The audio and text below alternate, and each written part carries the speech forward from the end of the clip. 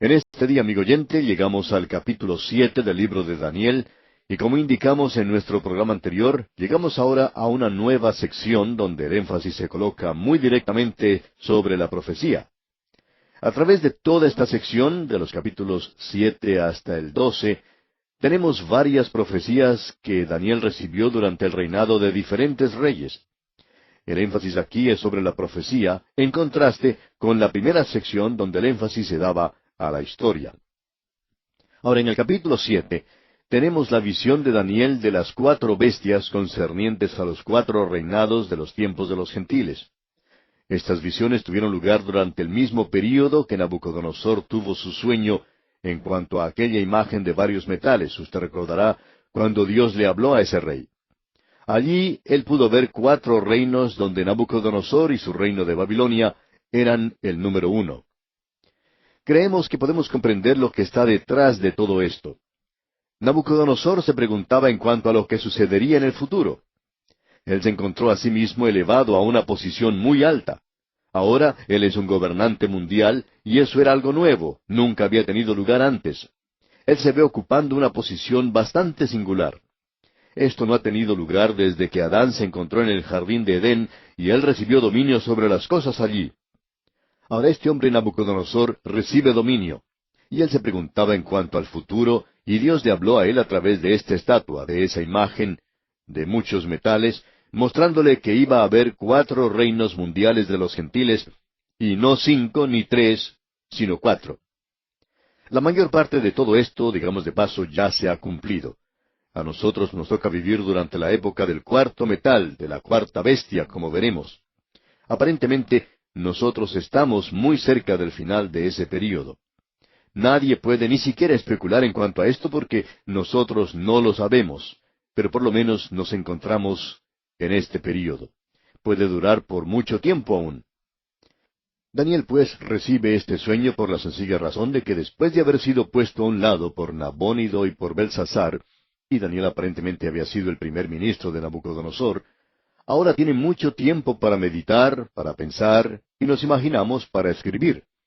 Y durante esa época, él también especulaba en su mente de cómo el sueño de Nabucodonosor encajaba con las profecías de Isaías, de Jeremías, y de las promesas que Dios le había hecho a David. Él había dicho que uno de su linaje se sentaría sobre el trono. Así es que Dios ahora le habla a Daniel, y él recibe estas visiones. En lugar de ver esa imagen de varios metales, que demostraban la fuerza exterior y la majestad y gloria del reino, lo que ellos tuvieron y lo que tenemos hoy, a Daniel se le revela la naturaleza interna. Esa naturaleza interna, el verdadero carácter de esas naciones, demuestran que son bestias salvajes. Y creemos que todo lo que uno tiene que hacer es leer la historia de la humanidad. Amigo oyente, las naciones del mundo no son ninguna excepción. Pueden ser realmente brutales. Es muy bueno hoy ser un poco idealista y levantar un cartelón que diga paz. Amigo oyente, usted y yo estamos viviendo en un mundo donde hay bestias salvajes. No se encuentran en jaulas, sino que están sueltas y es mejor esconder ese cartel de protesta porque alguien puede atacarle a usted. Estamos descubriendo en nuestros días que es imposible quitarle las armas a la gente y hacer de ellos personas buenas, dulces y amables. Es imposible hacer personas civilizadas sencillamente hablando o dando lecciones en cuanto a ser bueno y amenazando a la gente con darle unas palmaditas si desobedecen. El hombre, amigo oyente, tiene la muerte en su corazón. Las naciones son bestias salvajes y vamos a ver algunas bestias salvajes aquí en este pasaje y vamos a ver todas estas y vamos a destacar cada una de ellas al avanzar en esta lectura. En los primeros 8 versículos de este capítulo 7 de Daniel, tenemos la visión de las cuatro bestias, y en el programa anterior nos familiarizamos un poco con ellas. Ahora el primer versículo de este capítulo 7, leamos otra vez, dice, En el primer año de Belsasar, rey de Babilonia, tuvo Daniel un sueño y visiones de su cabeza mientras estaba en su lecho. Luego escribió el sueño y relató lo principal del asunto. Históricamente se ubica esto para nosotros en el primer año del rey Belsasar. Esto era hacia el fin de la gloria de este reino. Belsasar estaba reinando en Babilonia la noche en que el general persa Gobías penetró por debajo de los muros de la ciudad, donde acostumbraban a correr las aguas del canal, pero por donde pasaron ahora sus ejércitos y se apoderaron de la ciudad. Daniel está prácticamente ocupando un lugar anónimo en el reino. Y pensamos que él ahora tiene más oportunidad de prestar atención a la palabra de Dios y a la Escritura, y fue quizá durante este período en que él escribió la primera parte del libro de Daniel. Aquí se nos dice que él tuvo visiones, y se sugiere que las primeras 3 bestias fueron incluidas en la primera visión, y la segunda visión tiene que ver con la 4ª bestia solamente, y en la tercera visión se ve el cielo. Así es que, en realidad tenemos 3 visiones, y se nos dice que él escribió el sueño. Esto nos revela que él está ahora escribiendo durante este período. Ahora el versículo 2 del capítulo 7 de Daniel dice, Daniel dijo, miraba yo en mi visión de noche, y he aquí que los 4 vientos del cielo combatían en el gran mar. Los 4 vientos combatían en el gran mar, lo cual representan al Mediterráneo. Y estos vientos nos hablan de la agitación y de la propaganda, de la opinión pública y del servicio público. Ahora usted puede preguntar, ¿cómo saben eso? Bueno, usted puede leer allá en el Evangelio según San Mateo, capítulo 13, versículos 4 al 7. También en Apocalipsis, capítulo 13, versículo 1. Y en Isaías, capítulo 57, versículo 2. Quisiéramos leer otra vez lo que nos dice allá el capítulo 17 de Apocalipsis, versículos 1 y 15. Escuche usted. Vino entonces uno de los 7 ángeles que tenían las 7 copas, y habló conmigo diciéndome, Ven acá y te mostraré la sentencia contra la gran ramera, la que está sentada sobre muchas aguas. Pasando ahora al versículo 15 leemos, Me dijo también, Las aguas que has visto donde la ramera se sienta, son pueblos, muchedumbres, naciones y lenguas. Así es que tenemos aquí que el viento está soplando con gran fuerza sobre las aguas.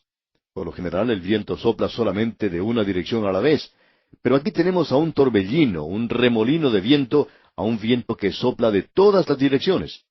Y se nos dice que hay gran violencia. Esto nos refiere aquí a las condiciones desordenadas en las cuales se levantaron estas 4 naciones. Pero también nos habla de la última parte del 4º reino, y no estamos muy seguros, pero creemos que estamos dirigiéndonos en esa órbita en este día, y no queremos sugerir que el Señor Jesucristo viene mañana, o el próximo año, o aún en este siglo. No lo sabemos, pero estamos viendo las condiciones desordenadas en las cuales se encuentra el mundo. Existen ciertas ideologías que están tratando de capturar el pensar de las masas confusas de las naciones y de las tribus. Creemos que hay mucho lavado cerebral en el presente. Nos preguntamos si usted, amigo oyente, ha descubierto esto al escuchar la radio o al mirar la televisión. ¿Estamos siendo lavados cerebralmente? Nosotros recibimos toda clase de propaganda. Quizá nosotros debemos confesar que con un programa como este estamos presentando cierta clase de propaganda. ¿Sabe usted qué clase de propaganda es? Sí, amigo oyente, es la palabra del Señor, y nos gustaría poder lavar cerebralmente a cada uno de los que nos escuchan y hacer a cada uno de los oyentes creyentes en el Señor Jesucristo. Bueno, nosotros nos encontramos en esa tarea hoy. La radio y la televisión hacen este lavado cerebral. Ahora permítanos presentar un ejemplo de esto. En cierta ocasión, en la reunión de una iglesia, se levantó a cantar un coro de jóvenes. Ahora el joven que les dirigía tenía la apariencia de un verdadero desadaptado, y él se había vestido con un par de pantalones sucios, tan sucios que si se los quitaba, los pantalones se paraban por sí solos de los sucios que estaban. Tenía una camisa sucia y su melena desparramada y en desorden. El coro cantaba de que los jóvenes de hoy tienen libertad. Al terminar con su intervención, el pastor de la iglesia habló con este joven director, y el joven mencionó que nosotros todos somos libres en el presente. Y entonces el pastor le dijo, creo que la libertad se manifiesta en la forma en que usted se viste. Y este joven dijo, sí. El pastor le dijo que él había viajado por Canadá, por Florida, Inglaterra, Europa, Sudamérica, y en todas partes donde él había estado, había visto a jóvenes vestidos de esa manera, y le preguntó a este joven, ¿qué clase de libertad es esa? Todos se visten igual. ¿Por qué uno de ustedes no se asea bien? Y entonces este joven director contestó, porque seríamos diferentes. El pastor le dijo entonces, claro que serían diferentes, y si lo fueran, eso sería libertad. Ustedes no son libres si tienen que demostrarlo vistiéndose como lo hacen, porque si no se visten así, entonces no serían aceptados tampoco. ¿Sabe usted lo que pasa con este joven amigo oyente? Es que él ha sufrido un lavado cerebral. A él se le ha hecho creer que el tener el cabello largo es libertad. Si usted usa pantalones sucios, eso indica que usted es libre. Todo lo que la gente puede ver es ese cabello desaliñado y ese par de pantalones sucios. No hay ninguna libertad en esos pantalones. Estamos viviendo en días cuando el lavado cerebral está tomando lugar. Las masas se encuentran perturbadas y se las alimenta con propaganda. Ahora, en este capítulo 7 de Daniel, vamos a poder observar un pequeño cuerno que tendrá éxito en vista de que tiene una boca que habla grandes cosas. Será capaz de poder convencer al mundo de que él es lo mejor cuando aparezca. Será el hombre de Satanás. El Señor Jesucristo dijo, «Yo he venido en nombre de mi Padre y no me recibís. Si otro viniere en su propio nombre, a ese recibiréis». El humanismo hoy está glorificando a la humanidad en todas partes. Ellos glorifican a los que tienen cargos públicos. Ellos están glorificando a los actores de cine, y estos, por supuesto, se glorifican el uno al otro. Ellos tienen el control de los medios de información y han hecho que este mundo y sus cosas, como el teatro, parezcan algo respetable, cuando fue el teatro lo que trajo gran inmoralidad al mundo griego. Muchos de los escritores griegos hablan muy claramente diciendo lo que fue el teatro y cómo corrompió la moral de los griegos. Eso está sucediendo hoy. Usted, amigo oyente, está recibiendo un lavado cerebral. Cuando uno escucha hablar a los jóvenes hoy en cuanto a su libertad, y ellos tienen que repetir ciertas cosas y tienen que hacer ciertas cosas, eso no es ninguna libertad. Todo lo que uno tiene es simplemente un montón de personas que han sido lavadas cerebralmente. Amigo oyente, sería mucho mejor si nosotros fuésemos lavados cerebralmente con la palabra de Dios. El cuadro que se nos presenta aquí ante nosotros es algo realmente tremendo. Esta escena tan perturbada de la cual el profeta está hablando. Creemos que deberíamos destacar ese paralelo que existe aquí con la circunstancia presente. No queremos que usted nos entienda mal, amigo oyente. No estamos diciendo que estamos viendo hoy el cumplimiento de esta profecía. Solo estamos diciendo que los vientos están comenzando a azotar, eso es todo. Puede que sea una historia bastante larga. Ahora el versículo 3 de este capítulo 7 de Daniel nos dice, «Y 4 bestias grandes, diferentes la una de la otra, subían del mar». Estas eran todas bestias de diferentes clases. La primera era como un león, y representa a Babilonia. Corresponde a la cabeza de oro que estaba en esa estatua que vio Nabucodonosor. Ahora, continuando con el versículo 4, leemos, «La primera era como león, y tenía alas de águila. Yo estaba mirando hasta que sus alas fueron arrancadas, y fue levantada del suelo, y se puso enhiesta sobre los pies, a manera de hombre, y le fue dado corazón de hombre». El león con las alas de águila representa particularmente a Babilonia. Como dice el versículo 17, las bestias representan a los 4 reyes. Ya vamos a poder apreciar esto cuando nos toque leer esta parte. Las alas de águila demuestran la rapidez con la cual Nabucodonosor podía hacer actuar a su ejército, y el poder que tenía para atacar con su ejército, y el poder que tenía para atacar con sorpresa, que siempre caracteriza a una nación poderosa. La habilidad de atacar al enemigo rápidamente y apoderarse de él sin que lo espere. El secreto de Napoleón era que él podía hacer mover a la artillería rápidamente, y la razón por la cual él perdió en Varsovia fue porque tuvo lugar una tormenta de nieve. Luego ésta se derritió en la tierra, y la artillería se empantanó en el barro, y la caballería tropezó con ellos. Prácticamente se derrotó a sí mismo. Pero las alas de águila demuestran aquí el método que Nabucodonosor utilizó. A él se le hace pararse en pie como un hombre, y eso demuestra que cuando él llegó a ser una bestia, él actuó como una bestia. Y luego su mente fue restaurada, y él volvió a tener nuevamente su sentido. Aquí se dice que él recibió un corazón de hombre. Creemos que eso se refiere a su conversión. Creemos que él llegó a conocer al Dios vivo y verdadero. Como ya hemos dicho, el león corresponde a la cabeza de oro. Babilonia en el día de hoy es un montón de escombros. Y como predijo Jeremías, esas ruinas dan un testimonio elocuente de la gloria externa que pertenecía a ese lugar. Los jardines colgantes de Babilonia fueron construidos por un rey. Él se casó con una muchacha de las montañas, y Babilonia estaba en un lugar plano, en una planicie. Él hizo construir entonces esos jardines colgantes de Babilonia para ella, para que no extrañara su casa, su ambiente. Y esos jardines colgantes llegaron a ser una de las 7 maravillas del mundo de entonces. Luego tenemos ese gran almenar, igual que la Torre de Babel. Afuera tenía como un camino hecho de ladrillos. Sobre la cúspide había un altar donde se ofrecía sacrificios humanos. Esa nación también tenía un sistema postal que no le tenía envidia a ningún otro. Tenían agua corriente y hasta bañeras. Eran pues un gran pueblo, digamos de paso. Tenían una biblioteca. Eran un pueblo muy literario. Esa era la cabeza de oro. No hubo ningún reino como este, y aun las ruinas que han sido excavadas hoy nos cuentan una tremenda historia. Luego tenemos al oso. Leamos el versículo 5 de este capítulo 7 de Daniel. Y he aquí otra segunda bestia, semejante a un oso, la cual se alzaba de un costado más que del otro, y tenía en su boca 3 costillas entre los dientes, y le fue dicho así: Levántate, devora mucha carne. El oso representa el imperio mundial de Media y Persia. El oso corresponde a los brazos de plata. Fue el brazo de plata de Media que le dio un poderoso golpe en la nariz a Babilonia. Luego, el brazo de Persia le aplicó un potente golpe en el vientre. Con eso se apoderaron de Egipto y del resto del mundo. Así es que el oso va de un lado, el lado de Media, y luego Persia del otro lado. Las 3 costillas en su boca representan a los 3 reinos que constituyen esto, o sea, Babilonia, Lidia y Egipto. No hay alas en el oso. ¿Por qué? Porque se le dijo: Levántate, devora mucha carne. El ejército de los medas y los persas se movía con gran dificultad, produciendo un sonido sordo y continuo, ya que los soldados hasta llevaban a sus familias consigo. Y fue Jerjes el que llevó a 1,000,000 de hombres y 300 barcos contra Grecia y fue derrotado.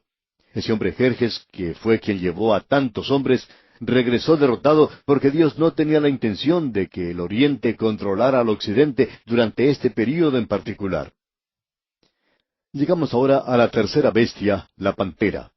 Y la pantera es el imperio griego mundial, y esto lo vemos en el versículo 6. Leamos. Después de esto miré, y he aquí otra, semejante a un leopardo, con 4 alas de ave en sus espaldas. Tenía también esta bestia 4 cabezas, y le fue dado dominio. Pantera es una mejor palabra que leopardo, ya que la pantera puede saltar con más rapidez para atrapar su presa. Esto representa el imperio mundial bajo Alejandro Magno. Esas 4 alas que se mencionan nos ilustran la vida de Alejandro Magno de hacer avanzar a su ejército con una rapidez que haría aparecer a Nabucodonosor como una tortuga. En el día de hoy estamos notando una carrera armamentista. ¿Por qué? Porque, como dijimos anteriormente, aquel que tiene más armamento y puede llegar a atacar más rápidamente es el que va a ganar.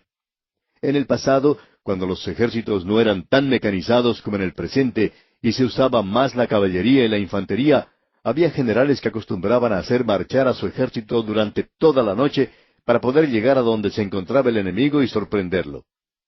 Ahora esta pantera o leopardo es un animal muy fuera de lo común. Tiene 4 cabezas. Cuando Alejandro Magno murió, él murió cuando estaba joven aún, tenía unos 30 años. Él se había emborrachado. Ahora, ¿no es esto algo interesante, amigo oyente?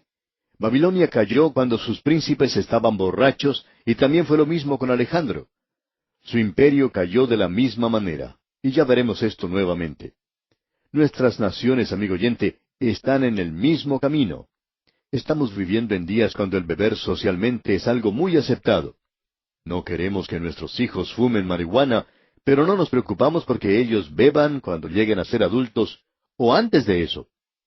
Estas 4 cabezas aquí demuestran, por tanto, la forma en que los 4 generales de Alejandro Magno se dividieron en el imperio mundial que él había formado, porque cada uno de ellos no podía dominarlo por sí mismo. Y Cesandro se apoderó de Macedonia y Grecia, Lisímaco tomó para sí Asia Menor, Seleuco tomó Siria, y luego tenemos a Antíoco Epífanes, que se muestra en el próximo capítulo como pequeño cuerno, que provocó tales trastornos en Jerusalén en el templo. Y luego tenemos a Ptolomeo, quien se apoderó de Egipto, y por supuesto, Cleopatra vino de ese lugar. Así fue como se dividió el imperio hasta lo último, y luego el cuarto apareció. Y veremos eso, Dios mediante, en nuestro próximo programa. Le recomendamos, sin embargo, que lea los siguientes versículos de este capítulo 7 de Daniel para estar mejor informado del contenido de nuestro próximo estudio.